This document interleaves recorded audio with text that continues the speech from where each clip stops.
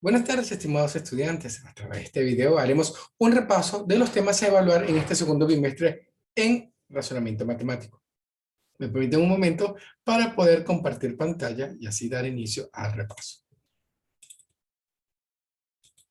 Los temas a repasar y a evaluar en este segundo bimestre, serán relación de parentesco, conteo de figuras, criptoaritmética y 4 operaciones. Entonces comencemos con nuestro repaso. Recordar que la relación de parentesco no es más que un vínculo de familia establecido por la sociedad. El objetivo de este tema es desarrollar la capacidad de relacionar los lazos familiares, considerando que una persona puede desempeñar al mismo tiempo, y como se indique, varios roles: padre, hijo, abuelo o nieto. Pero antes de ver los tipos de problemas, veamos los tipos de parentesco.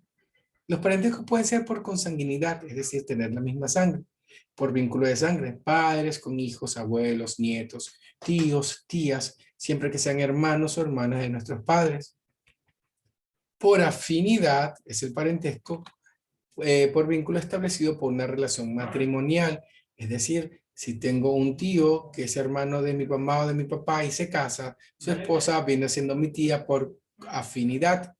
Y si tengo una tía por parte de mamá o de papá y se casa, su esposo sería mi familiar por afinidad. Pero tenemos un tercer caso, o un tercer tipo, que es civil, es cuando se adopta, es decir, es el vínculo entre la persona adoptada con sus padres adoptivos y sus parientes consanguíneos. Al haber recordado ello, veamos cuáles son las clases de problemas con parentesco. El primero es establecer la relación de parentesco. Si debemos identificar la relación de parentesco entre diversas personas, se recomienda para este tipo de ejercicios utilizar el método del cangrejo, es decir, ir del final al principio. Por ejemplo, tengo: ¿quién es el hijo de la madre de la esposa del único hijo de mi madre? Voy del final al principio. ¿Quién es el hijo de mi madre? Yo. Sustituyo el hijo de mi madre por yo y vuelvo a escribir la oración. El hijo de la madre de la esposa de yo. ¿Quién es la esposa de yo? Es mi esposa. Y cambio: ¿quién es la madre de mi esposa? La madre de mi esposa es mi suegra. Y el hijo de mi suegra es mi cuñado.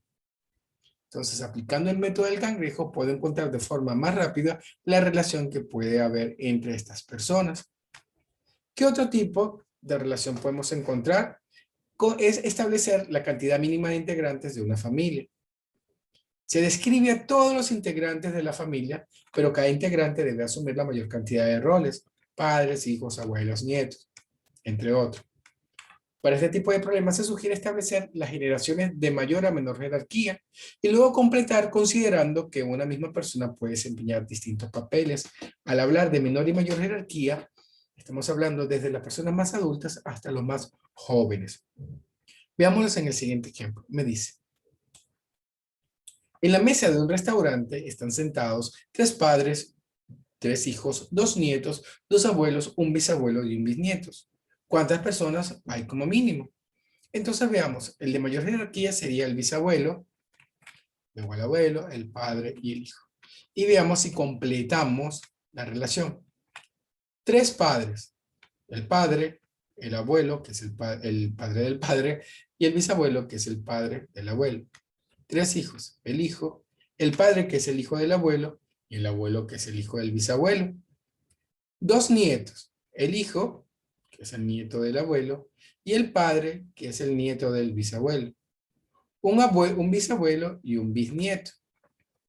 Por lo tanto, hay como mínimo 4 personas. Podemos ver que una persona puede asumir distintos roles.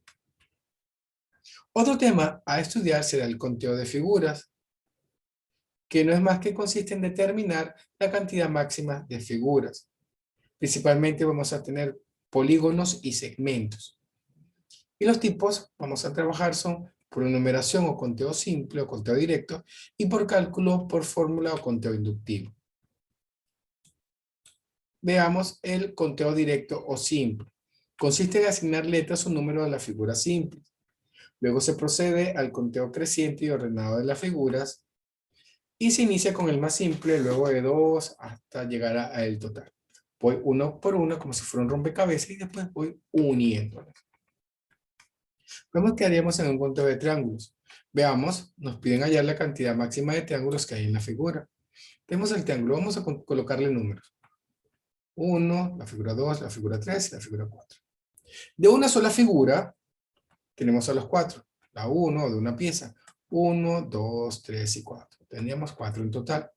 Si uno o dos piezas, ¿tendríamos triángulo? Sí. Si unimos la pieza 2 con la pieza 4, obtenemos un triángulo. Y si unimos 3 piezas, tendremos también. Si unimos la pieza 2 con la 4 con la 3, formaremos un triángulo. Por último, si unimos las 4 piezas, tenemos un triángulo. También, al unir las 4 piezas, formamos un triángulo. En total tendríamos 7 triángulos en la figura. Vamos de la menor pieza a unir la mayor cantidad de piezas. Cuadrados. Recordar que un cuadrado tiene sus 4 lados iguales. Veamos el siguiente ejemplo. Nos dice determinar la cantidad total de cuadrados que hay en la siguiente figura. Vamos a numerarla.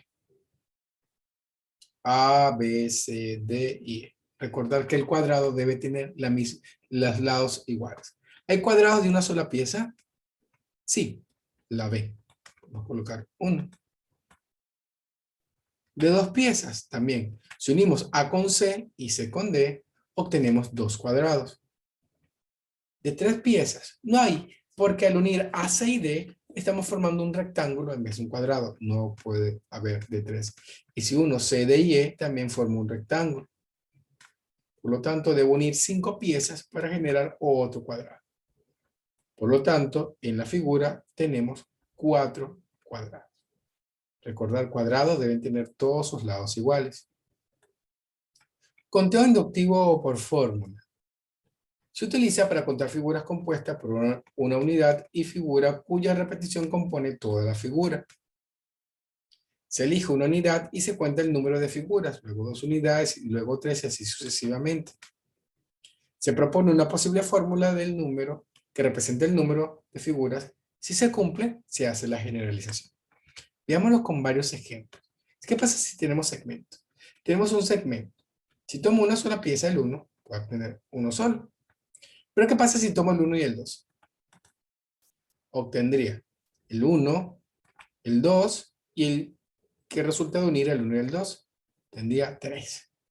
Y si tomo los 3, tendría el 1, el 2, el 3, el que resulta de unir el 1 y el 2, el que resulta del 2 y el 3, y el que resulta de unir todos, es decir, 1 más 2 más 3, 6. Siempre que tenga segmentos, tenemos suma de números naturales. Por lo tanto, utilizamos la fórmula n por n más 1 entre 2. Siempre que tengamos segmentos, n por n más 1 entre 2, donde n es el último número.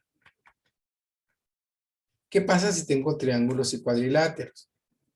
Si tenemos la siguiente fórmula, es decir, salen líneas o serianas desde el vértice a los lados, a un lado del triángulo. Si tenemos los siguientes cuadriláteros, todas son líneas paralelas, o tenemos sectores circulares que van desde el vértice hacia el sector circular hasta el área curva, siempre vamos a utilizar n por n más 1 entre 2. Cualquiera de estas formas vamos a utilizar la fórmula n por n más 1 entre 2, donde n es el último número del número mayor.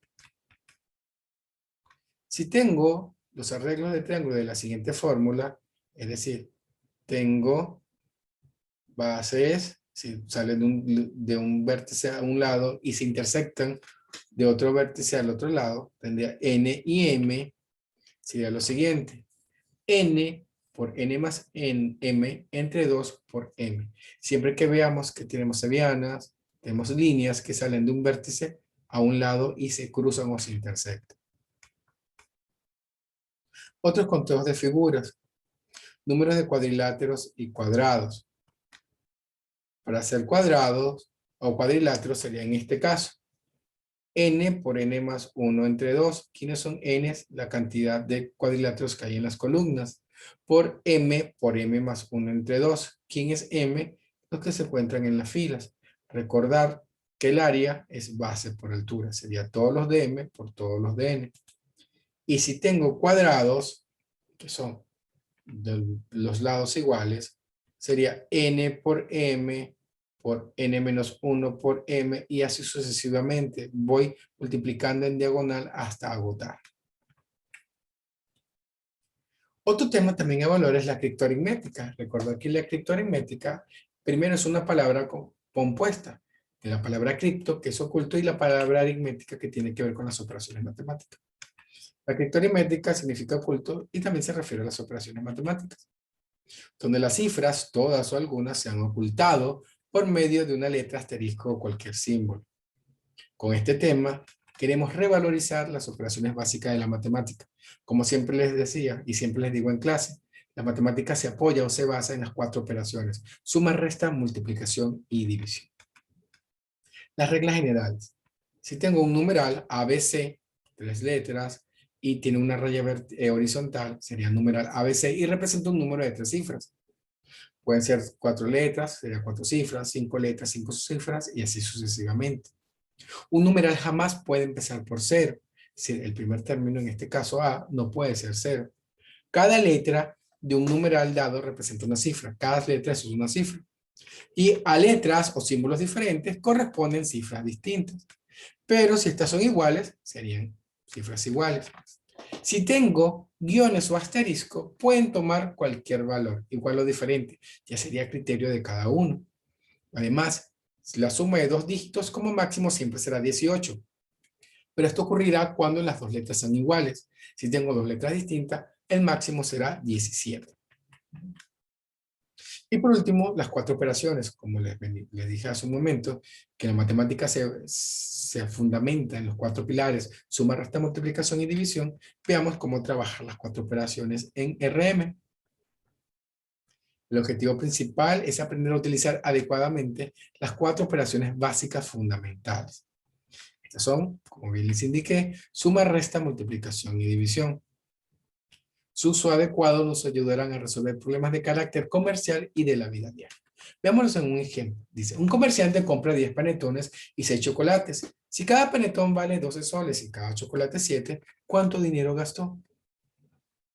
Veamos, compra 10 panetones y cada panetón cuesta 12 soles. Es decir, 12 por 10 ha gastado 120 soles en panetones. Si compra 6 chocolates a 7 soles cada uno, multiplico 6 por 7 es 42 y gasta 42 soles en chocolate. ¿Y cuánto gastó en total? Sumo ambas, dando como resultado 162 soles. Entonces utilizamos la multiplicación y la suma para resolver el ejercicio. Otros usos. Si quiero saber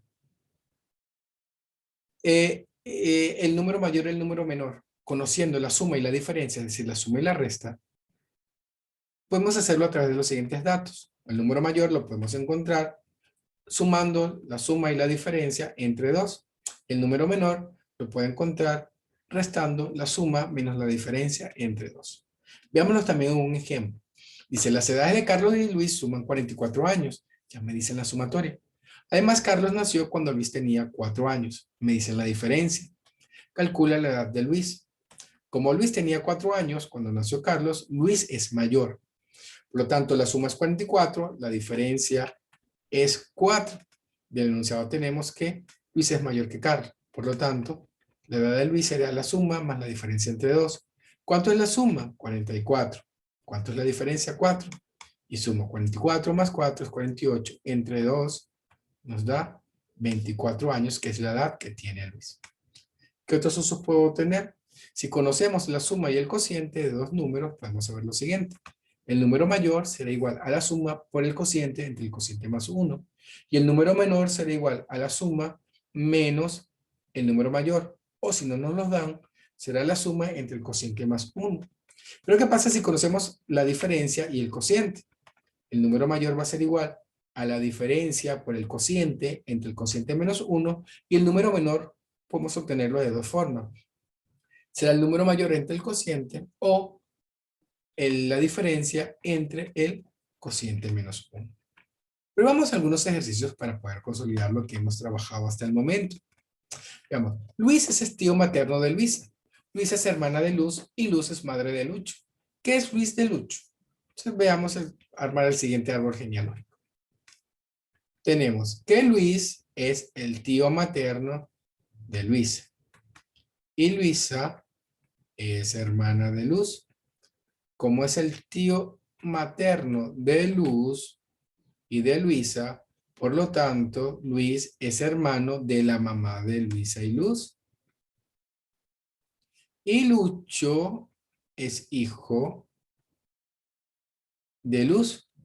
Por lo tanto, ¿qué es Luis de Lucho? En este caso sería el tío abuelo, porque Luis es el hermano de la mamá de Luisa y de Luz, que es la abuela de Lucho. Por lo tanto, es el tío abuelo de Lucho. Vemos otro, dice, voy a mover un poco acá, dice, calcula el número total de triángulos en la siguiente figura. Copiamos la figura. Vemos que sale de un vértice hacia los lados de un triángulo, teniendo en este caso tres figuras. Quiero remarcarlas para poderlas ver. Entonces, veamos. Tenemos tres figuras, las cuales son las siguientes. Tenemos nuestro primer triángulo.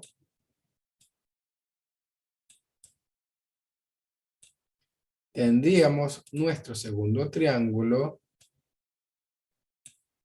Vamos a marcarlo acá. Y tendríamos nuestro tercer triángulo. Debemos hallar las figuras o por fórmula en tres ocasiones. Entonces veamos, para la figura 1, tengo la figura 2 y la figura 3. Y comienzo, voy a borrar acá para poderla ver mejor. En la figura 1 tengo 1, 2, 3, 4, 5, 6, 7 y 8.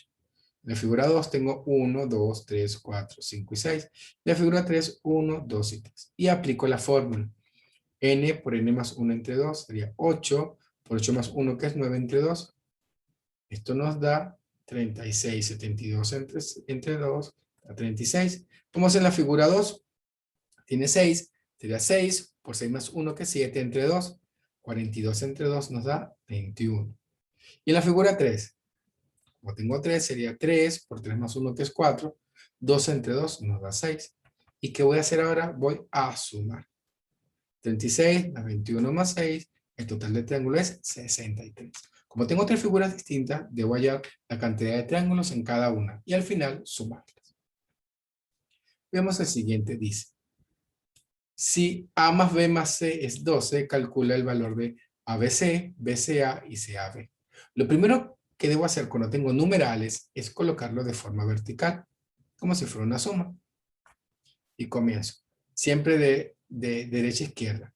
Siempre comenzando en la unidad. C más A más B es 12, porque A más B más C es igual a 12. Recordar que el orden de los sumandos no altera la suma. Con lo cual 12 llevo 1. B más C más A es 12, más 1 que llevo es 13. Llevo 1. A más B más C es 12, más 1 que llevo es 13. Por lo tanto, el número es 1332. Recordar que siempre que tenga una suma de numerales, debo colocarlo de forma vertical. Vemos otro ejercicio, nos dice, un depósito contiene 460 litros de agua y otros 600. ¿Cuántos litros debo pasar del segundo al primero para que al final tengan la misma cantidad de agua? Entonces veamos. En total hay, vamos a ver cuál es la cantidad total de agua que hay entre los dos depósitos, ya que ambos deben tener la misma cantidad al final. Entonces, en total hay 460 del menor más 600 del mayor, me dan 1060 litros. Pero ¿qué pasa? Ambos deben tener la misma cantidad. Entonces voy a dividirlo entre 2 y me daría que cada depósito debe tener 530 litros. Pero el mayor tiene 600. ¿Cuánto debo sacarle? Voy a restar 600 menos 530 y son 70 litros que debo pasar del depósito mayor al menor para que queden las dos al mismo nivel. Veamos otra que dice. Una familia que se compone de dos padres, dos madres, una hija y 3 hijos, 2 hermanos, un abuelo, una abuela, 2 nietos, una nieta, 2 esposos y una nuera. ¿Cuántas personas son como mínimo? Recordar lo que me dice. Debo comenzar por jerarquía, el mayor. En este caso el mayor sería los abuelos. Los abuelos, el padre, que también viene a ser hijo, su esposa, que viene a ser la nuera, y como son 3 hijos, son varones, el hijo, que es el padre, más 2 hijos, serían los 3, más la hija, que sería la nieta. Veamos si estamos completos o hace falta añadir. 2 padres, el abuelo y el padre. 2 madres, la abuela y la nuera. Una hija, nieta. 3 hijos, los 2 hijos de los esposos y el padre, que es el hijo de los abuelos. 2 hermanos, los 2 hijos del padre y de la nuera. Un abuelo, una abuela. 2 nietos y una nieta. 2 esposos, los abuelos y los esposos y una nuera. ¿Cuántas personas son como mínimo? Contamos. 1, 2, 3, 4, 5, 6, 7. En esta familia hay como mínimo 7 personas. Recordar que cada persona puede asumir más de un rol. Vamos al siguiente. ¿Cuántos cuadriláteros hay en la siguiente figura? Nos dicen cuadriláteros, es decir, cualquier figura que tenga 4 lados.